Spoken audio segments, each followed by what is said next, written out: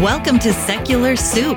Stay tuned for real talk about atheism, feminism, politics, parenting, and whatever the fuck else Amy and Amy want to talk about, because this is their show. And get ready for a whole lot of motherfucking profanity. You want to hear a secret? I won't tell anybody. Go ahead.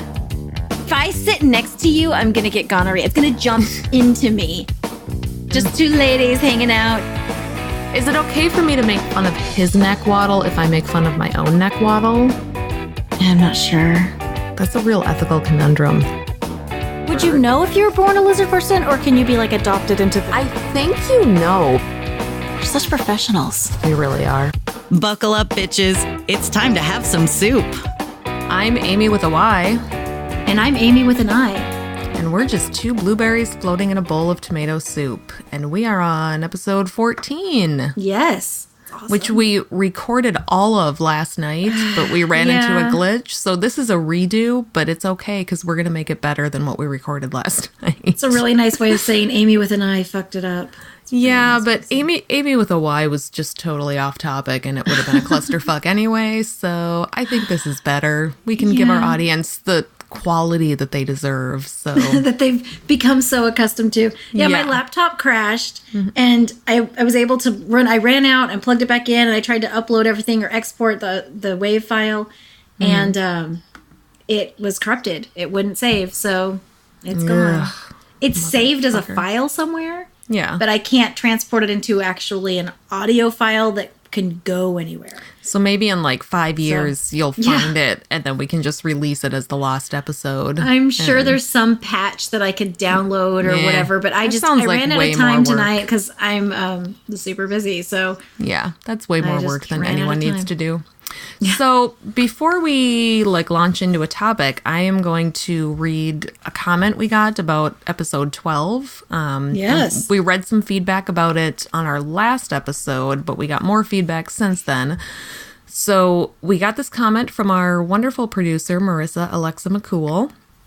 And I'm going to say her name at least 3 more times because I know she likes to hear it. So love you, Marissa. And we're hoping that she'll appear. Yeah, Marissa. Yeah, I think you have to circle around backwards and stand in front of a mirror. Turn to the left and hold my... We'll find out. Kick my foot out and touch my nose.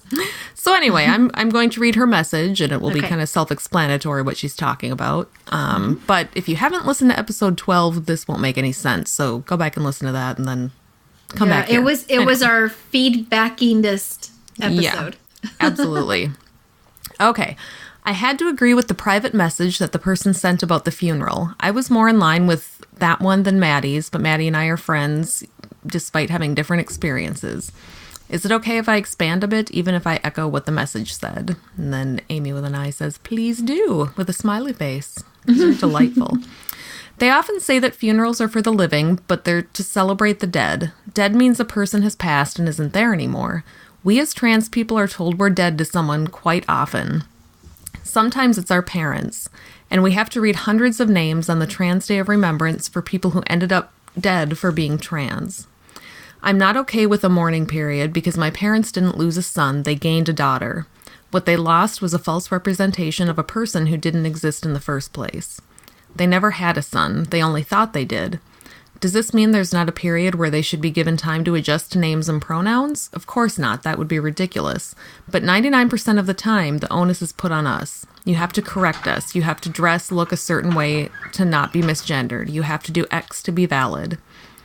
Every time we're called the wrong name or pronoun, especially by a family member, we're chastised if we're hurt or offended because they just need time. Personally, I've been policed down to my nonverbal reactions. One time my grandmother called me the wrong thing. I visually reacted but didn't say anything, and I was jumped on just for that. We as trans people are made to feel like our existence is a convenience because we don't fit into the box we were forced into. Sometimes people will say, why can't you just be gay? Translation, why can't you make it easier on me to otherize you? So a funeral, despite the intentions behind it, is only a reinforcement that the person we never were is more important than the one person we truly are, and connecting the two alone is often painful enough without being reminded that people still want to see you as the fake image you put out to keep yourself safe. My counter suggestion would be to mourn in private, if necessary, but throw the person a name day or a coming out party or anything to reinforce who they are, not who you thought they were. And again, like the other 2 comments we got, I think that's... Makes perfect sense to me. Makes perfect sense and is spot on, and we appreciate the correction because, like I said last time, neither of us are trans, and we really can't understand what that's like, so we need people who do understand it to tell us that sometimes. So she actually said that in one of our private messages. She was like, hello. Yeah. I'm here to give you feedback. Yeah. I'm your producer. You can I'm your come to me. You can ask me questions. So if you don't. Yeah. She's like, that's what I'm here for. Yeah. So we probably need to take her up on that more often. So especially if we're going to talk about issues that we really didn't know it was coming up. I mean, I guess we should have known to a certain extent because we were talking about inclusive sex education. Mm-hmm. But I never know where it was a very off the cuff. Yeah, we in case you haven't noticed, we don't plan these episodes. We had extensive planning meetings for this one. This one we did. Yeah, this one we've been planning for 5 hours. We had a dress rehearsal even. Yeah, it was great. I had my crown on. I do not have my crown on. It's on my shredder on the other side of the room, so. Yeah, I had mine on last night the whole time, and now I'm just like, no. I took it off. Okay. Someone came to my door in the middle of it too. I had to pause recording. It was a nightmare last night. Like everything that could have gone wrong. And then my dog peed on the rug, so I had to clean that up before I could come back to my computer, which ended up crashing anyway. So it was a nightmare night. And I'm on day 2.5 of having children home who are sick with high fevers. Ugh. And it's... That sounds like a lot of fun. And I'm all out of wine. I am out of wine. This is like code red. It's exhausting. So what we're saying is you guys need to send us more Patreon money because Amy needs wine, and wine doesn't buy itself. Money, no wine. And there's a delivery service, but they went out of business like last month. They're like closed forever. Oh my God. Are you freaking kidding me? Wine delivery. I've never heard of that. Well, I was desperate. I was Googling all kinds of stuff last night. Yeah. I'm sorry. My search history just has a lot of delivery stuff in it. I'm too many states away to deliver wine to you, but somebody must be in Texas right now. Go bring Amy some wine. She really needs it. She will appreciate it. Okay, so I'm drinking bubbly water like a responsible adult. Ugh, like a monster. I'm drinking hot tea because I'm a teetotaler, so it's easier if you just don't drink wine to begin with. Then you don't have to worry about it, and you can just sleep 20 hours a night, so... Does it keep you up? It doesn't keep me up. No, wine, actually, one of the reasons I don't drink at all is if I do drink, especially if it's wine, I will fall asleep after half a glass. I'm just out. It's pointless. I'm not against drinking. Like, I tell people I don't drink and I think I have some moral objection to it. I'm just bad at it. Like, I can't, my body can't handle it. I get sick immediately or I fall asleep. It's just not fun for me. So I did not realize that this was a skill that I had when I was Mormon. Mm-hmm. You never know your talents until you try new things. I can hold my liquor very, very well. I can... Wow. Drink as much as like this, the big old beer guzzling guys or whatever, and not be sick the next day. And I've only had one hangover in my entire life, and we've already talked about that one. It was the day after Trump was elected.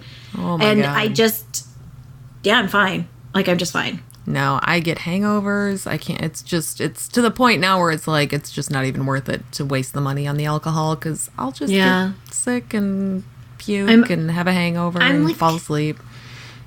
I have a high percentage of Irish in me, and I don't know if that's like a stereotype or if it's actually something that's true. It's totally true. Fuck the Irish. Because I'm Irish and Swedish. It's pretty. I'm more Swedish than Irish, but I have like a percentage of Irish and lots of alcoholics. Well, if there's one thing we believe on this show... Not that I'm an alcoholic. I'm just saying that it's. First of all, yes, you're an alcoholic, and second of all, we are all about stereotypes. It took me 2.5 days to finish that one bottle of wine. All right, I'll give you some credit. Okay, so now that we've read Marissa's message, we got an email, which excited me more than it really should, but nobody writes to us, so I was so excited to get this. So I want to read it because it's funny. And again, there will be a lot of references in this one to episode 13, so if you have not listened to episode 13, go back, listen to that, and then come back here, and then this will make sense. But I'm not going to explain it all to you, so I don't have to do all your work for you. Please, yeah. Okay, so here we go. This is from Nate. I just want to preface this with, I know that the subject of discussion when Kansas came up was jokes, but we've already got Brownback, Kobach, and at least one of the Cokes. So we've already reached and exceeded our hard limit on white dudes with that hat trick of pig shit, which is my favorite new phrase now. Hat trick of pig shit is so awesome. I'm going to put that on a t-shirt. I don't blame you. Yeah, I'm sure someone else has already pointed this out. No, nobody else had pointed it out except you, Nate, so thank you. But there's already a Nuns with Guns movie, which, based on the title alone, turns into a porno. Nude nuns with big guns. It has to. Of course. Like how could it not? That actually sounds like a really good... I'm not that into pornos, but that sounds good. I think that probably has a really good plot line. It sounds like a solid premise. Yeah. Right? Yeah. Yeah. Not that into pornos. I don't know. Okay.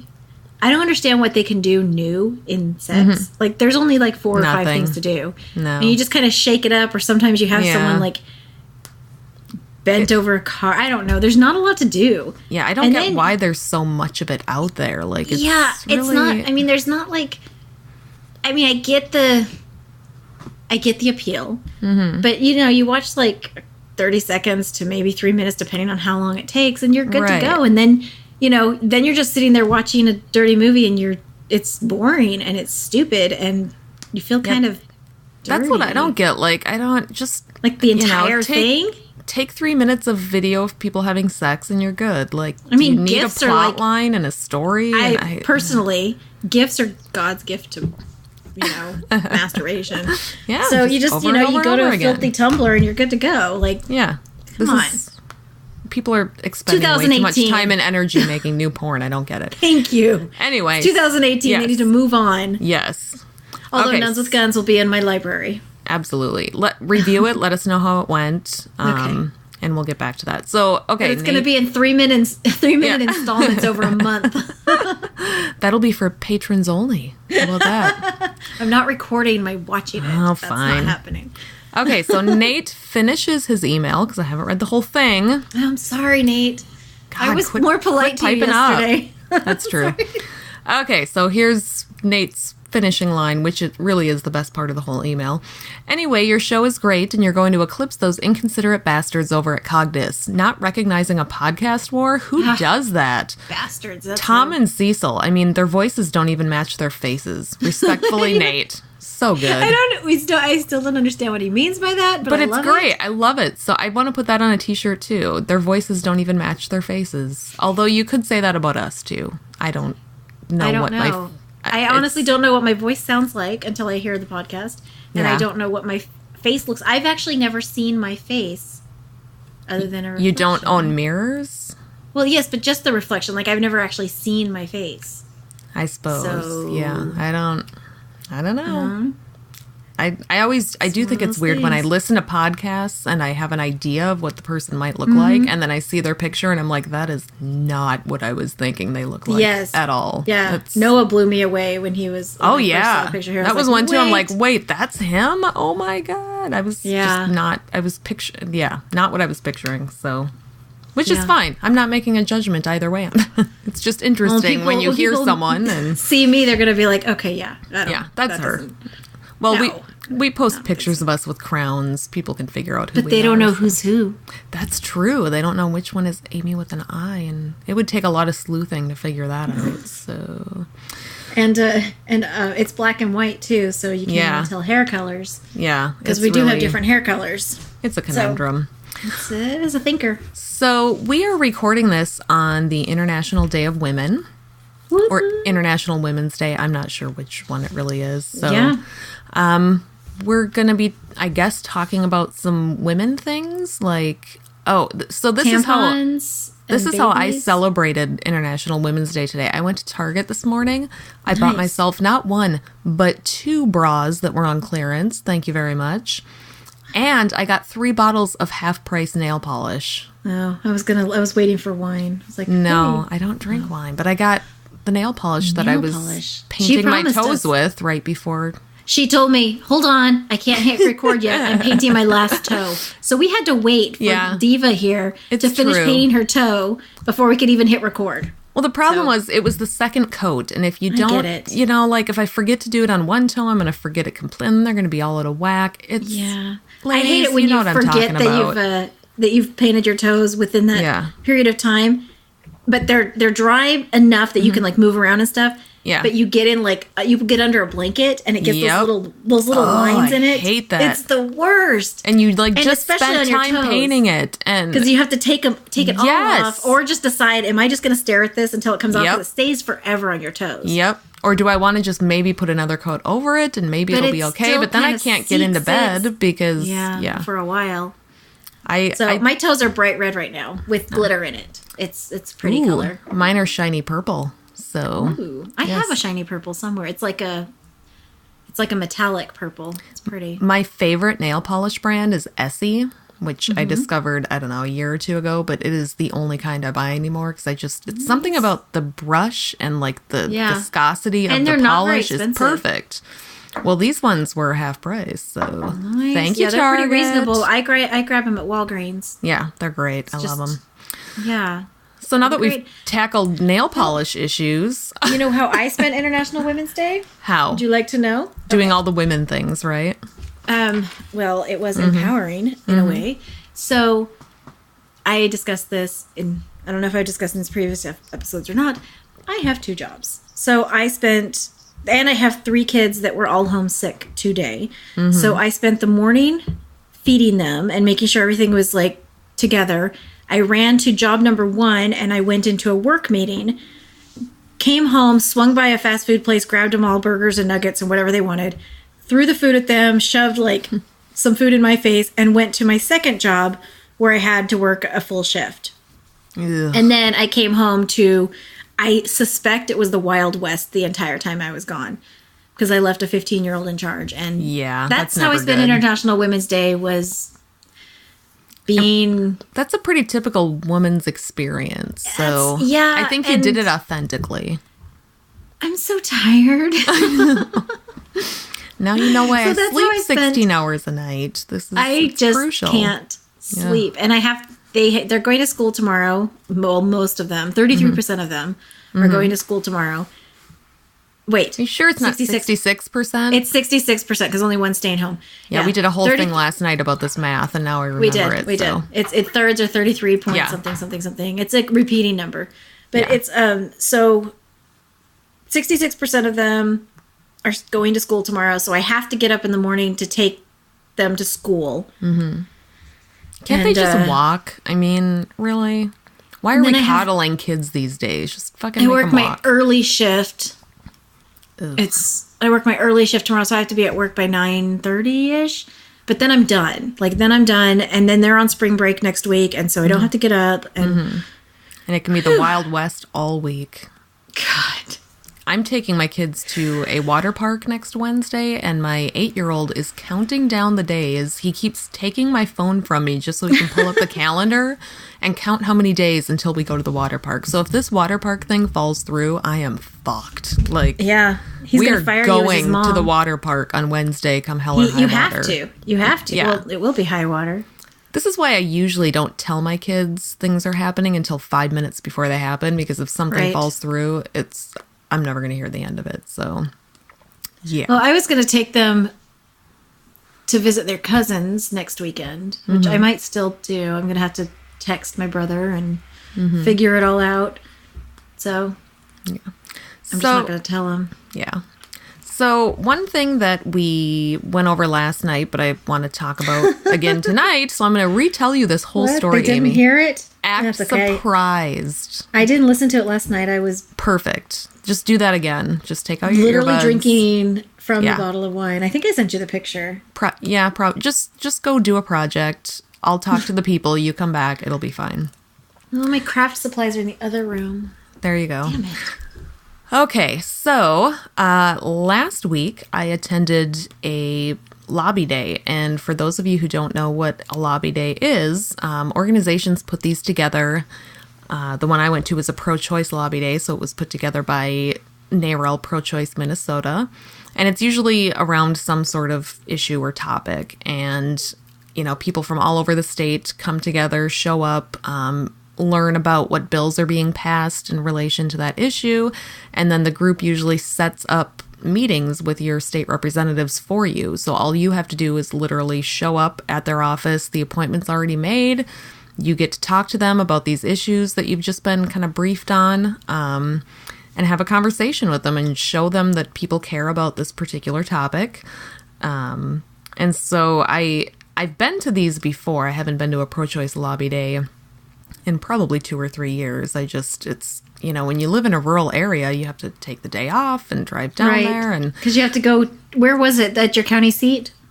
No, it's in St. Paul, so it's at the state capitol. Oh, wow. Yeah, so it's you're going to the state capitol to the legislators' offices. And so for me, that's like a 2.5 hour drive. And right. I ended up just staying overnight the night before at my brother's house because he lives down there, so that's fine. But for a lot of people in rural areas, like, you got to get up at fucking 5 a.m. and drive down there. So not that many people do it. Those things. No.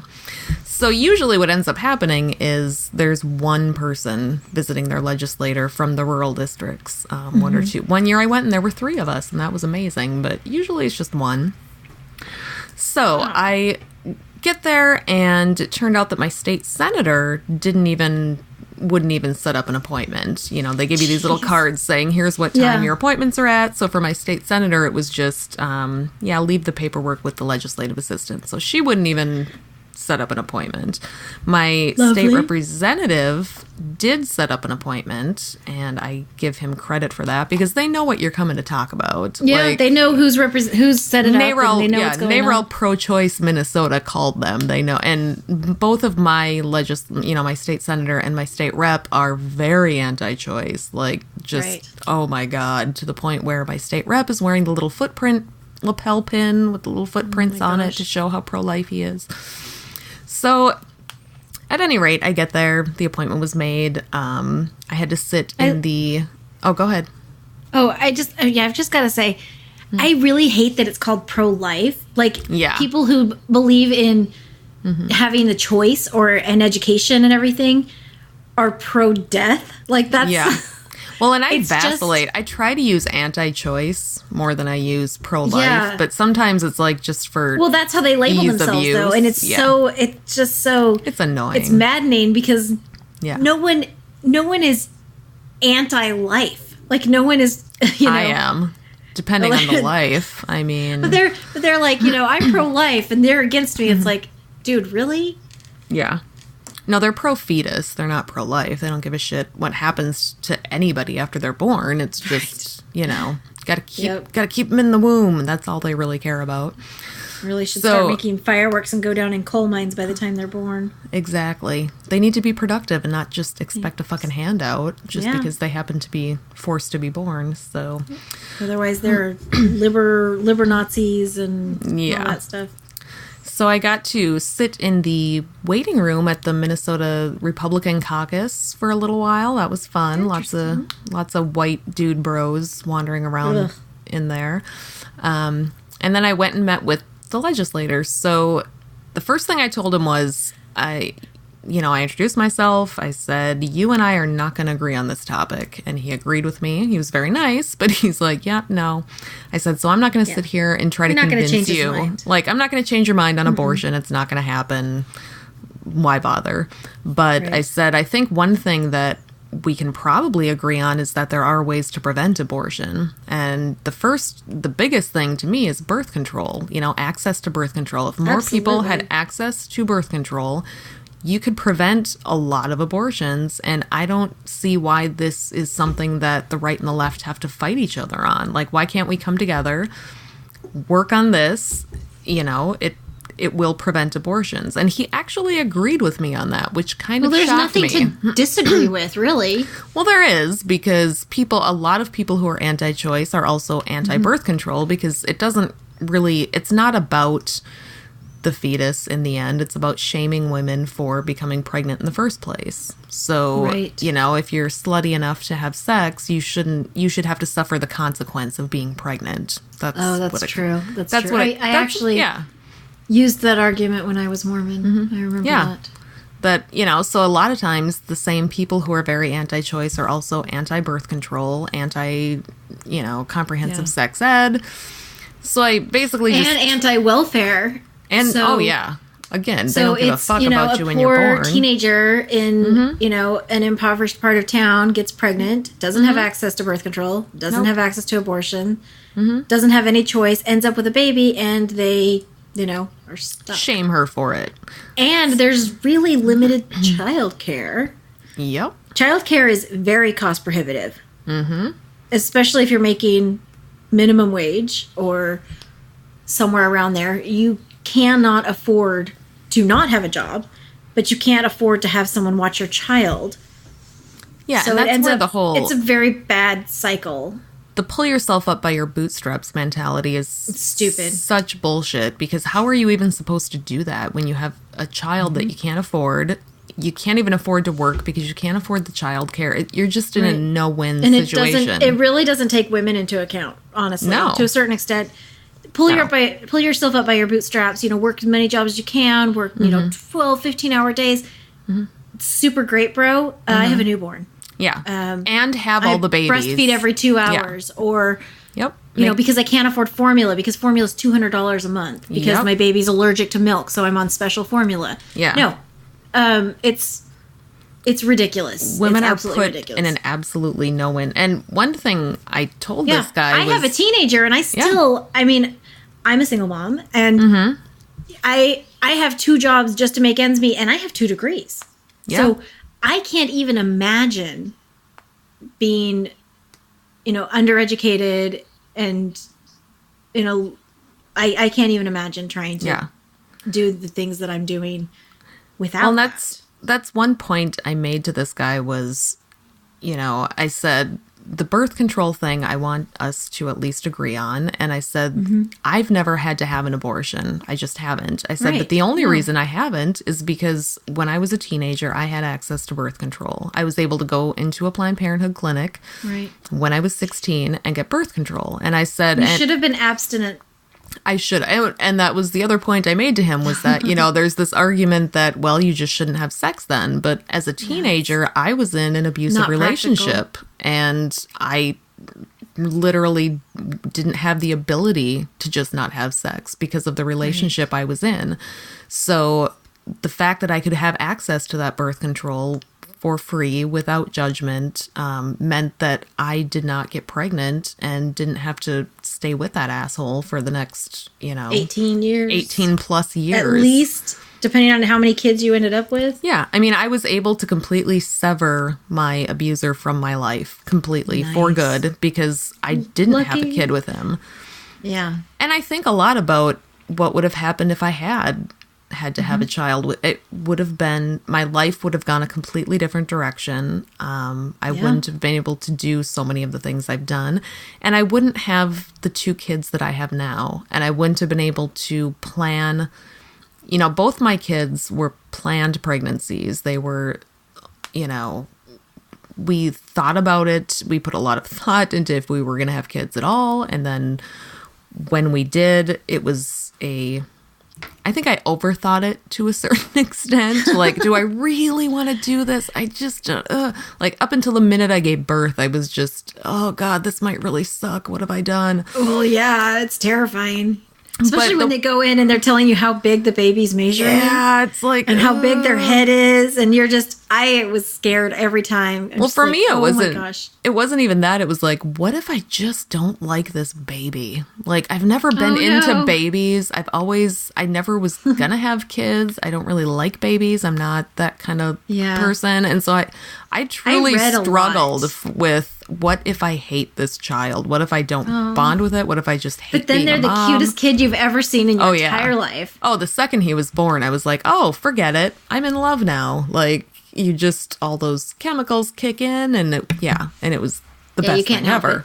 And then you look at all your friends that have babies like within the same month or whatever, and you're like, how did I get the cutest one? It's amazing. Oh, yeah. And you think to yourself, I'm not just being biased. This really is a cute baby. Like, I mean, they are cute, but yeah, it's so funny the way that works that it's just like mine was extra cute. Mine too. Yeah. Yet I've rarely looked at another person's baby and gone, that's a cute baby. I find babies creepy looking, frankly, but mine were splendid. Some of mine looked like little old men, but they were adorable. They were the cutest little old men on the planet. My first one came out with an entire head of troll hair, so... My second one did, and it was black. It was jet black. Yep, that's how my first one was. Standing straight up, and I used to call him the cockatoo, because I would smooth it down or something, and it would just you could see it straining against and pop back up. It would pull slowly and pop back up. Yeah, my first one, it was jet black, and every time you washed it, it would he looked like a troll doll. Like, it was ridiculous. My first one actually had strawberry blonde ringlets. Aww. And they were so lovely. And so I would gel them and scrunch them up. And at 18 months old, he had the full-on, it was a mullet going on. But I would, gel it and scrunch it up so you couldn't really tell. Yeah. But, because I knew the second I cut that off, it was gone. Yeah. It was going to be gone forever. Yeah. And I loved it so much. It was so cute. And I would give him a bath and I would, put gel on my hands and I'd just scrunch it up. I'm like, I love his little ringlets. I know. My second one he wasn't born with a ton of hair, but by the time he was an infant toddler, by that 18-month point, he had his was kind of strawberry blonde. It was redder than it is now, but it was that really soft, kind of curly, you just want to put your face in his head and just smell it. Yeah. I would just snuggle him up to me, and I would just put my face in his head and just be like, or just sitting there and rubbing the little hairs, stroking their hairs when they're falling asleep. Oh, it's just, God, I still miss that. Me too. But then all the other things that come along with it. And then my girl was bald for 2 years, and then her hair came in longer, just in the back. How are people supposed to know she's a girl? Have some consideration, Jesus. Because she was the prettiest baby on the planet. Mm-hmm. But yeah, it was so... my boys had somewhat of hair, and she was bald. Yeah. So the point of all of this is that, we're pro-life too. Duh. Well... I'm only pro my 2 kids. I did, I showed him pictures of my kids because that was part of my plan going in. Hey, I'm a mom. Look at me. I'm not a monster. Yeah. And here's my boys. And aren't they gorgeous? You could be both. Yeah. And I told him, I'm my kids are loved and wanted and cared for and about as happy as you can be as a kid. And that wouldn't have been possible if I had been younger and struggling and, for me and for my family, this is what literally shaped my whole life, was having access to that birth control. And he agreed with it. And then he said something about how he doesn't want tax money going to abortions and blah, blah, blah, blah, blah. And wouldn't it be great if there was an organization that just did birth control but not abortion? And I'm I would be fine with that. If there was some organization out there that was just doing birth control and education and did not do abortion services at all, fine. I would not have a problem with that. I can get on board with that. But nobody's doing that because it could be a crossover from the Nuns with Guns program. They can also hand out birth control. That's a great idea. Well, except the Catholic Church doesn't believe in birth control, but except they all use it. But But that would be it would be a crossover with the nuns taking the guns. Yeah. It sounds like a great plan. I think it'll work out super good tonight. Yeah. One thing that annoyed the shit out of me about this guy is he was a total tool, because he just is, and I knew that going in because I've met him before, and he's just a dipshit, but whatever. That's unfortunate. I tried to talk to him a little bit about the tone of the abortion debate and how nasty and ugly it is, and how I get nasty letters at my house from anonymous people in town that happen to know I'm pro-choice. And Jeez. how it would be great if people in a position of power like him would maybe help tone down some of that rhetoric. But he just went off on a fucking tangent about all the hate mail he's been getting because of the gun issue, which literally had nothing to do with what I was talking about. He's like, you're in here to talk to me, therefore I'm going to talk. He mansplained to me for a good half an hour, and I kept trying to get him back. Like, okay, that's not what I'm here to You're like, talk yeah, about. speaking of shooting, so abortion. Yeah, dude, like, I really am. But anyway, to be fair to him, he sat and listened most of the time, except for that fucking tangent he went on. He found some common ground with me. I doubt it'll do or mean anything, but the most important thing is that he knows he has constituents that are willing to take the time out of their day to show up. Yep. And that do care That's about important. this. And I think that's a big deal. I think we need to do that more. And I think we feel powerless a lot of the time, and like we can't make any sort of difference. I should go to a lobby day sometime. Well, lobby days are nice because the organization should that does them does all the work for you. You just show up and they tell you what to do and send you to the right offices. And you get to be around other people that you don't know, I don't like that care. people. I don't like people. I mean, you don't have to be around the other people, I suppose. You could just... Just stand in a corner and glower. Yeah. Or you don't have to go to a lobby day at all. You can just call your state rep's office and be like, hey, I'm coming down at this day and we're going to talk about this. I haven't gone down. I've called my state rep's office. No, I've been down there a few times because nobody does that. And so the few people that do actually end up having a bigger voice because...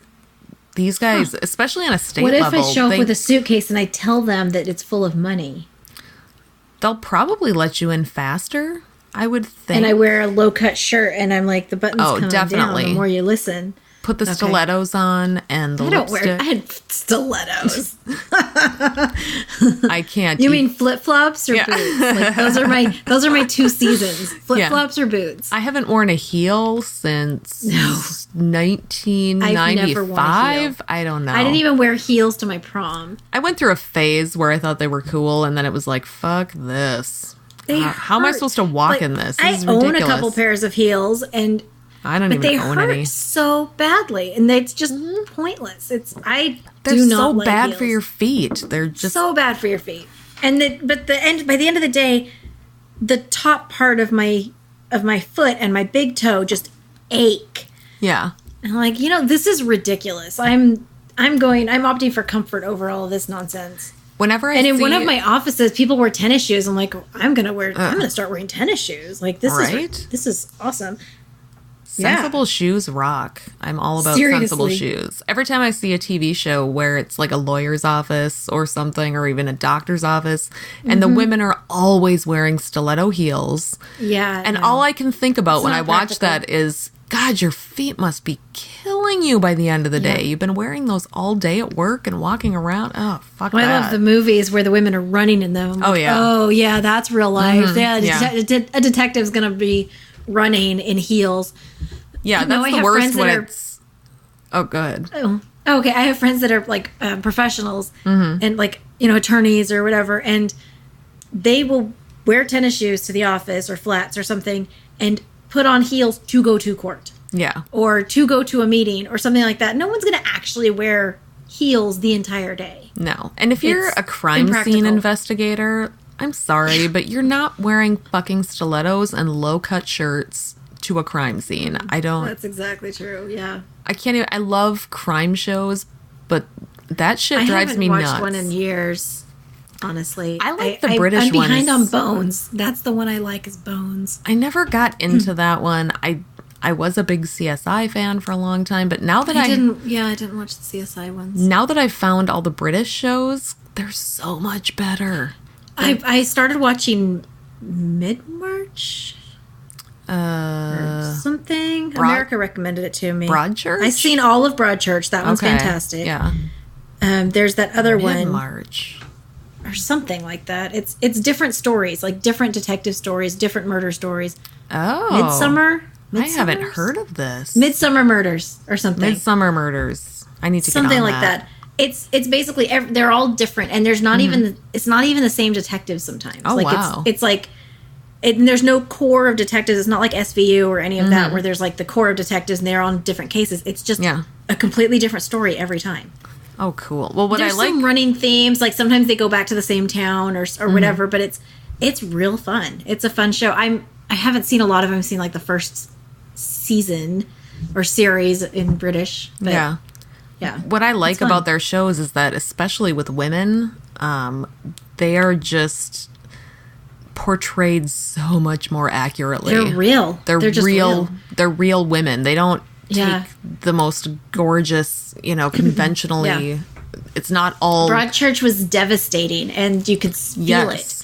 And you felt it in the mom, in the portraying of the mom and her friend, and like you felt it. It was and Happy Valley. Have you ever watched? I've started it, but I haven't. I can't that one's another woman detective and her relationship with her sister, and they're just real people handling things, and they're not perfect, and they're not wearing lipstick, and they're not in fucking stilettos. I wear lipstick every day, though. I really do. I don't. I'm in Minnesota. My lips are chapped at all times. I put on that 14-hour stain stuff. It may or may not be an MLM. I'm not going to name names. But it stays on all day. And I put it on in the morning. I mix some colors sometimes. I have fun with it. And then a little bit of mascara. And that's pretty much all I wear. And I'm good to go for like all of my jobs. Like both, I have all of because I go from one to the other sometimes or whatever. So it lasts me all day, and it's fine. I've never found a lip stain that actually stays on my lips. I'll let you know what it is. Because I lick my lips all day long. It's a terrible habit, but again, Minnesota, chapped lips constantly. So I'm usually more of a lip balm person than a lipstick. I enjoy it. I enjoy it a lot, and I fought against it because I'm like, oh, it's an MLM. I can't do it. Yeah. And then I tried it. I was like, damn it, I like it. So now I'm hooked, and it's pretty expensive, but they last forever, and you get them in you can get them in all these different colors, and they're so gorgeous, and you can kind of layer them because you need to put on several coats and stuff. And so I have a couple neutral colors, and then I have like bright purple or hot pink or red or whatever, and I kind of put a couple coats of that and then a couple coats of the neutral to kind of like tamp it down so it's a little more professional looking. And that sounds like a lot of fucking work. I'm gonna be honest. It's not. It's lip gloss in the morning. It's super easy. Okay, so, whatever you say, I don't know. I'm to the point now where I just have like a powder mineral foundation and a blush, and that's all I do anymore. Like I can't do blush because I'm like pink already. Oh my God. So Swedish. I'm like a corpse, and if I do not put on blush, I look dead. Like I can't, that's the one thing, I have to wear it. Or people will mascara, stop me all day and go, "Are you feeling okay?" And I have to be like, "No, this is just me." I have to wear mascara. I have to wear mascara because my eyelashes are like pale. They're super. They're like practically transparent, and I actually have nice long lashes, but you can't see them. So I just have to put one coat of just mascara, just so I actually have eyeballs. My eyelashes suck, but mascara is too itchy. I can't. Once it's been on all day, it drives me nuts, and I itch my wear eyes. the one that I finally got, the one that America recommended, and it was great, and I wear it all the time. But I have to wash it off with like soap and water or eye makeup remover. Yeah, because it's like long lasting, which is good. So, yeah, I think it's good that on International Women's Day we're giving makeup tips. We talked about makeup and babies and nail polish. And buying bras. So stereotypical. It's disgusting. Women, you don't need makeup to be pretty. You don't. You don't even need to be pretty. Makeup. It's fine. Exactly. I need makeup, and I don't need it to feel pretty.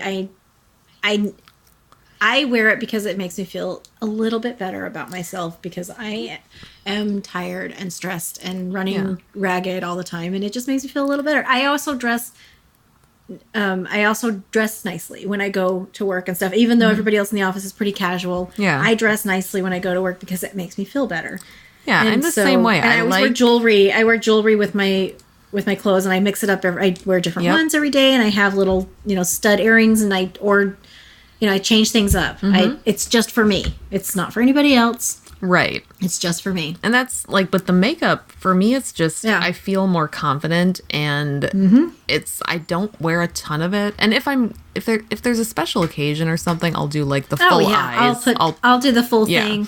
But for day to day, like I don't want to leave the house and have people ask me if I feel okay because I'm so fucking pale. I get you look tired because I have dark circles under my eyes. They're like, you look tired. I'm like, well, I am. Yeah. Because I don't sleep. But thanks for pointing it out, bitch. Yeah. Yeah. I am exhausted. I am absolutely 100% exhausted. And I keep thinking, I'll find a stride or I'll feel better or I'll not be exhausted anymore. But it's been, I've been a mom for 16 years. A lot of years. And I haven't found it yet. So I am fortunate that my kids are excellent sleepers. Like, these kids will not wake up if a train was coming through our house. They would sleep through the night. The mornings are the problem that I have. I mean, it's getting them to bed. We have a good routine, and it's not that big of a deal. I'm going to actually get off in a little bit and go and start the thing. And it's not a big deal. But man, when that alarm goes off at 6:15, they do not wake up. I have to drag them all out bodily and just force them to go to bed or go to school. And my daughter, especially, at some point I have to turn her sometimes and put her clothes on her as she's just hanging, like her legs are hanging off the side of the bed. Like literally dress her for her. And then pick her up and carry her to the table and sit her in front of a bowl of cereal or something. I'm like, all right. Yeah, I was like that as a kid, but our younger one is great. Man. Like that kid, he goes to bed fairly well and he gets up. Like usually my husband is the one that gets him up in the morning and they have a routine down. Like my husband will just yell from the bedroom, "Are you up now?" And he'll get up and eat your breakfast now and he'll do it. And like well, they used to, but it's just not.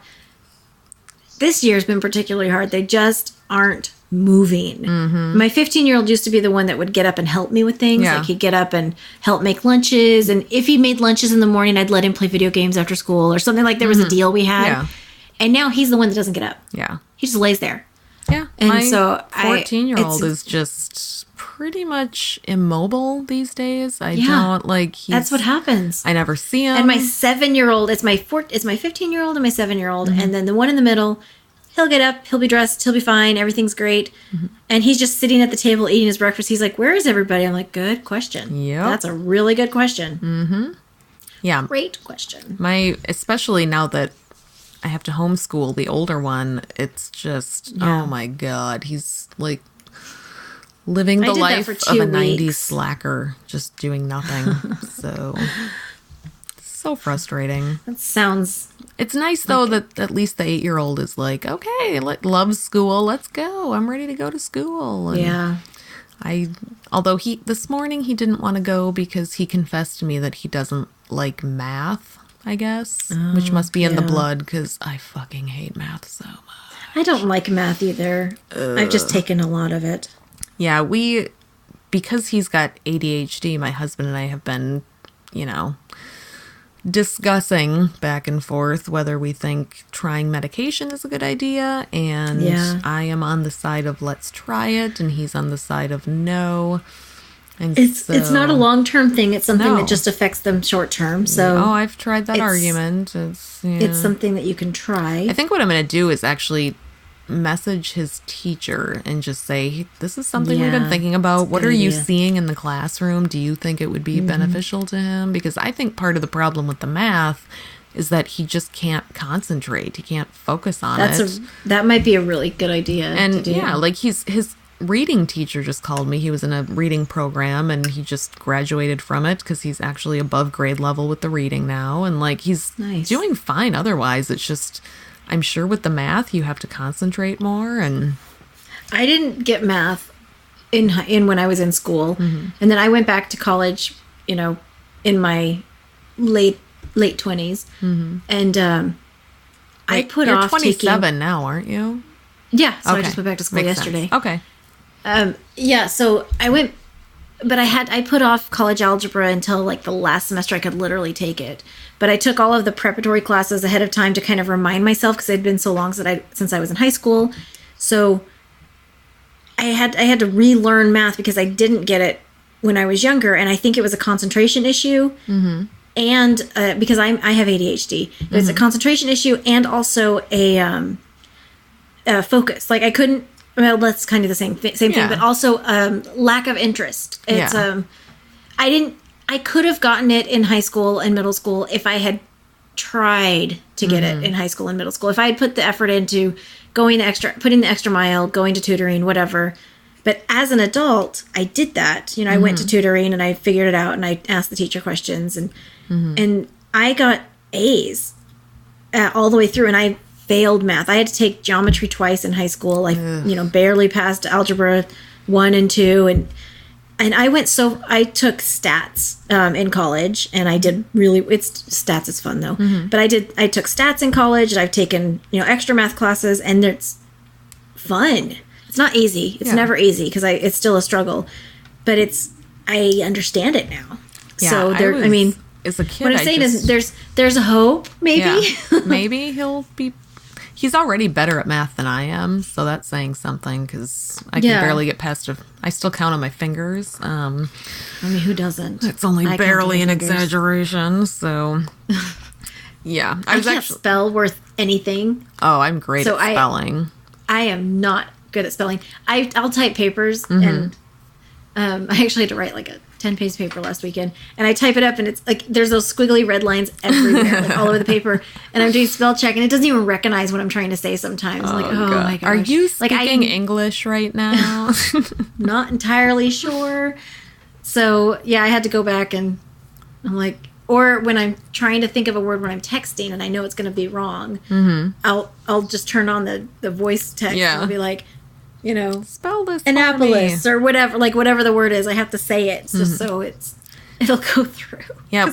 When I was a kid, like spelling and reading and all of that stuff just came so easily to me. Like I didn't struggle with it at all. It's always been easy for me. Whereas I think all my brain power went into that because the math was just like, no. Reading was good. I did well in reading. And I did well in sciences. I did very well in the sciences when I was in junior high and high school and stuff. And I really liked dissecting things a lot. Ugh. See, I didn't like that either. A lot. I was not into science. That was my favorite thing to do. Not cutting things open is not my favorite thing. Science was my favorite thing to do. So yeah, I never could get into science. It's weird because, especially in the atheist community, everybody is so into science and wants to discuss science and all this. And it's not that I don't think science isn't incredibly important, because it is. And I trust what science has to say about things. I just don't want to be the one doing the science to figure it out. I don't want to talk about it. And I just don't I can't get into scientific discussions, and I feel like the odd atheist out because I'm like the only one that just doesn't. I just don't. I don't like getting into the discussions because they're exhausting. Yeah, but I've taken all of those classes too because they're really fun, and I'm more like I'm glad that there are people who specialize in it, and I will take their word for it because I don't want to do it. Yeah, it's very fun. I'm really sad that I'm done with all of those classes, and I'm in the boring ones that I'm in now. So, well, because I'm at the end of your end of the degree where you're just trying to pick off the ones that are like left, the ones you put off until this semester I'm in like international business communications. I'm like, woo. Fun. So, and a couple other classes that are along that thread. I'm like, this is that just sounds awful to me. It's not great. It's really not great. So now that we have solved all women's issues, as a woman, I'm doing international business communications. That class. is wonderful. Circled it back around. Perfect. So we both have kids to get to bed. I have not actually eaten any dinner yet tonight, so I'm kind of hungry. I haven't either. Yeah. I feel like we should probably eat. I had 3 nuggets on my plate, and I was shoving them in my mouth when I was getting ready to make the call. I had a couple of fistfuls of cheese popcorn, but which I'm not even And I supposed had to eat. half an orange at lunch. yeah. Or I had half an orange at the office. I had a candy bar earlier. It was delicious. But that's about it. They decided that everybody else leaves at 5 or 5:30, but I stay until 6. Mm-hmm. So they're like, you're good, right? You can lock up, right? I'm like, I mean, yes. But why? Like, there's... Yeah. Okay. I just kept working. I was back there just typing. I'm like, okay, I'm just typing away. Back in my office by myself. That sounds awesome. Weird. It's super weird. I'm like, you know what? I'm going to eat my orange at my desk like a badass. Meanwhile, not have to I was at go into my the kitchen. job writing naughty words on things. It was great. Eating a candy bar, just writing bad words on... I would have eaten a candy bar if I had one too. You know what's really good? They're Hershey's Gold peanut and pretzel ones. I have one hidden. Oh in one of my God. I have one. Yes, I have one of those hidden. I've had one square of it, and it is delightful. I bought 4 of them today. I've eaten 1 so far. I still have 3 in my purse, so we'll see where the night takes me. But holy shit, if you have not tried those yet, people. I have, yeah. Hershey's go Gold. Ahead. Go get one. They are so good. They're delicious. They pair well with a nice red blend. They pair well with everything. Especially midday hunger when you didn't bring lunch to work. So, yeah. All right. So let's wrap this up. I do want to thank the patrons because I forgot to do that when we recorded last night. So now I can correct it. Yeah. And good. I want to... That's why I corrected my file. Yes. Just so you could do it perfectly. Right this time. Right? Thank you for that opportunity. You're welcome. I appreciate it. I do want to let people know that I finally added that $5 an episode level to Patreon. So we now have a... Wait, and what kind of soup is it? It may be a blueberry dessert soup. Dessert soup? Might be. Yes. Just saying. Uh-huh. I'm just saying. So there's that. And if you pledge at the $5 an episode... Wait, I'm not done gloating. Hold on. And if you pledge at the $5 an episode level on Patreon, you will get a hand-painted soup bowl with your name on it that I will do personally. I just finally sent Rich his, and our Ashley? other $4 patron, Ashley, got hers, and Larry, who's our other $4 patron, got his. So everybody's caught up on soup bowls now. So from here on out, you only get the bowl if you pledge at the $5 an episode dessert level. Soup level. Whatever. Whatever. I'm just going to call it the $5 level. Fine, you win. Have your moment. I caved and made a dessert soup. I've had so many of these moments. You've been talking, I've been ignoring. I'm just dancing over here. I know, I can tell. So the patrons that we have right now, who are awesome and we love you and you're our favorite people in the whole wide world, are Rich, Maddie, By Any Means Podcast, Rebecca, Jerry, Alan, Wendy, Alice, Nathan, Ashley, and Larry. You are all the bomb.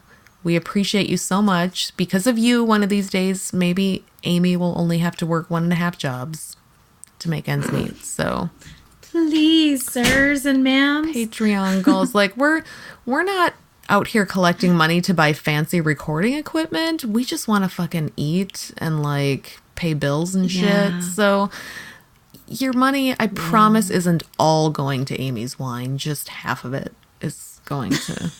Just my percentage. But she needs it, so... I have a wine budget because I no longer pay tithing in church. Oh, so. Perfect. That works out good. I have a nail polish budget, so I blew all that today.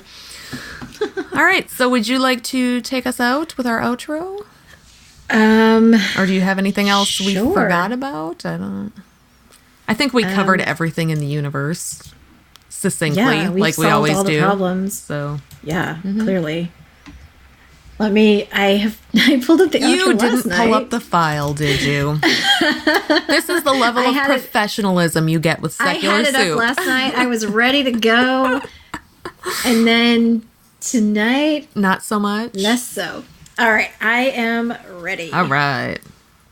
Okay. And that's all we've got for now. Thanks to our fabulous listeners who put up with us droning on week after week. If you enjoy our delightful bitchcraft, please like us on Facebook, follow us on Instagram, and send us all of your monies on Patreon. You can find those platforms by using the Google machine. It's not hard. This week, your donations will go to solving our money problems. Yay! Yay! If you want to tell the world how awful this episode was, join our Secret Soup Talk Facebook group. If you want to tell us to fuck off personally, you can send us an email to secularsouppodcast@gmail.com. Please rate and review us on iTunes, Facebook, and wherever else you can review things like this. It will help us spread the soup gospel far and wide. And hey, tell your friends.